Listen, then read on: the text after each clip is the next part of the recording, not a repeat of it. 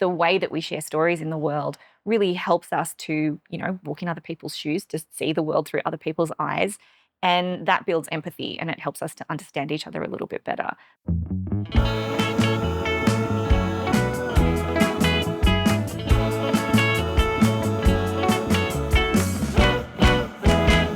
Hi, my name is Lily Wilkinson. I'm a young adult author, and my new book is Unhallowed Halls, published by Allen and Unwin, and it's out now.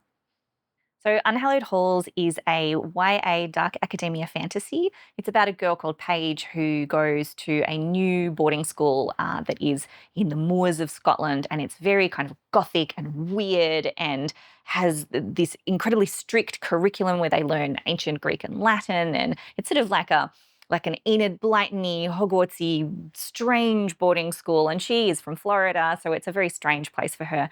And the school is specifically for kids who are very wealthy, very intelligent, but a little damaged. Maybe they've been kicked out of all of their other fancy boarding schools. And Paige desperately wants to go to this school because something really terrible happened at her old school. That means that now her best friend, her ex-girlfriend, Cassidy, every time she sees her, all she will do is scream.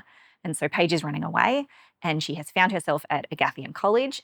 But it turns out that running away, sometimes your problems follow you. And there is some demonic energy at this school. There are a lot of secrets and a lot of sort of problems and mysteries that Paige has to uncover. I think that writing for teenagers is a huge responsibility and a huge privilege as well. I love writing for teenagers. I think that when you're a teenager, it's for a lot of the time it's the first time you've done something, the first time you've fallen in love, it's the first time you've had your heart broken, it's the first time you've been betrayed by a friend, or maybe you were the one doing the betraying. And so there is a real intensity to those stories because they're the firsts. But I also think that it's really important to kind of meet teenagers where they are, to tell stories that are relevant and interesting to them and also represent the kind of worlds that they live in. So I feel a big responsibility to make sure that my books are diverse in terms of race and gender and sexuality, and that the young people are sort of talking in ways, not like in terms of slang, because I try to avoid that in order to make the book not date, but make the teenagers feel authentic, like real people. So dark academia is a really weird little subgenre because it's not like fantasy or science fiction where it sort of dictates what the story is about. It's really more like vibes. But those vibes are very old-fashioned. It's very sort of quiet, think huge sandstone universities and dusty old libraries and little tweed outfits. And I think part of the appeal, particularly for young people, is that they live their lives online so much, and so much of their interaction with each other is shaped through social media. And these worlds are away from that. Like it's this much more old-fashioned kind of way of learning, of reading, of interacting with each other, and sort of just being in the world that is sort of really removed from that sort of very hyper online and the pressures that exist being online all the time. This is my 21st book.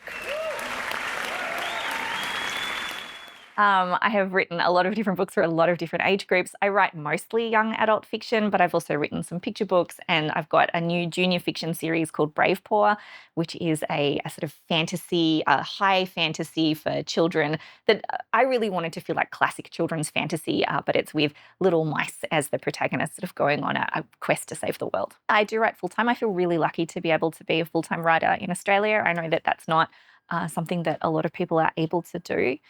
So I write books and I do a lot of other writing as well. I freelance on other projects like some video game writing and that sort of thing. And I do a lot of sort of what I call story doctoring, so manuscript assessments or helping other writers with their storytelling and their sort of shaping their stories. And I do a lot of talking as well, a lot of public speaking at schools and festivals and libraries. So there's sort of lots and lots of different ways that authors supplement their income, and I sort of do a little bit of everything, a little bit of academia as well, although I try to avoid that world because it's big and scary. I have a 10-year-old son, and so my writing day begins when he leaves for school. And I usually make myself a cup of tea and I sit up in my office. I have a beautiful office sort of upstairs in our house with lovely views that sort of look out over the houses nearby. And I always have my dog by my side. She's like a faithful muse who sleeps at my feet. And then I kind of get down to it, and I like to get the bulk of the writing part of my day done in the morning. So I'll try and get in a good sort of 3-4 hours sort of in the morning before lunch, and then I will leave the afternoon for more admin work or research or other kinds of writing jobs that I have to do, and all of the sort of parts of running a small business. Are you a cat or a dog person or neither? I'm definitely a dog person because I have a dog. I am not allowed to be a cat person because my husband is quite allergic to cats. I do quite like cats, but there is the kind of love that you get from a dog is pretty unique. Like, I don't think anyone will ever love you as much as a dog loves you. And that's just something that's very beautiful to be around. I have a mini schnauzer. Her name is Dame Maggie. I think the role of a writer is to help people see the world in different ways. I think that writing is fundamentally about telling stories about people, and everybody thinks that they are the protagonist of their own story because they are. And so for me, storytelling is always about that. It's always about people, and it's always about helping other people understand what it's like to be different kinds of people. And I think that the way that we share stories in the world really helps us to, walk in other people's shoes, to see the world through other people's eyes. And that builds empathy and it helps us to understand each other a little bit better. So I think that that is like the biggest and most important thing. But I think writing serves lots of other purposes as well.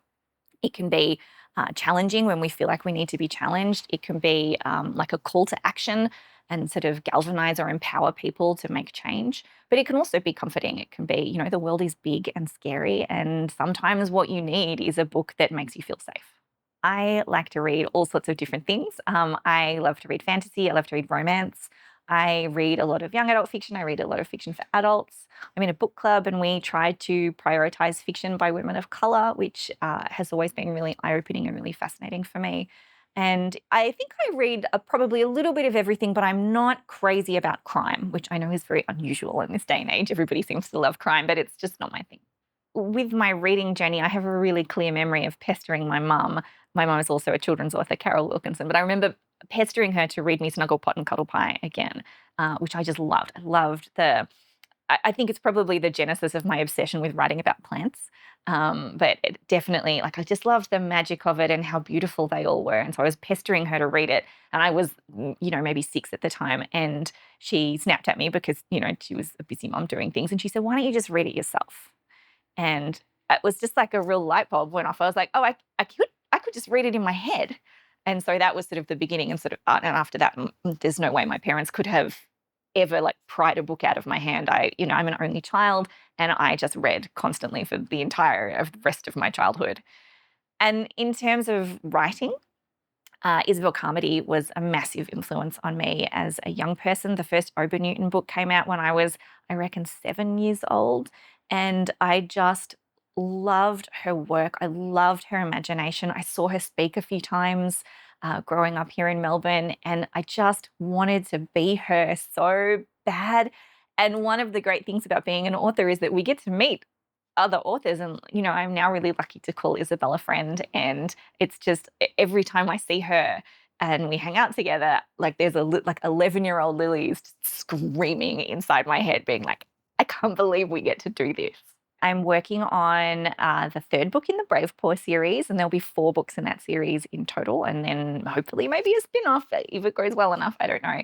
I have a new YA fantasy coming out next year that I'm currently working on. It's currently called Oubliette. I'm not sure if it's going to stay Oubliette, but it is a story about a girl who lives in this little cottage. She looks after an old lady, like a fancy old lady, and she is sort of like a servant girl. And one day, a boy arrives at this cottage who is a runaway from like a troop of evil knights. Like he's a bad guy, but he has deserted, and he, for reasons, ends up at this cottage and realizes that she's trapped there, that this is like a little pocket universe and that every day just repeats itself over and over again, and she hasn't realized. But having this unexpected intruder means that she sort of realizes that her very normal everyday life is in fact not normal or everyday at all. My pleasure.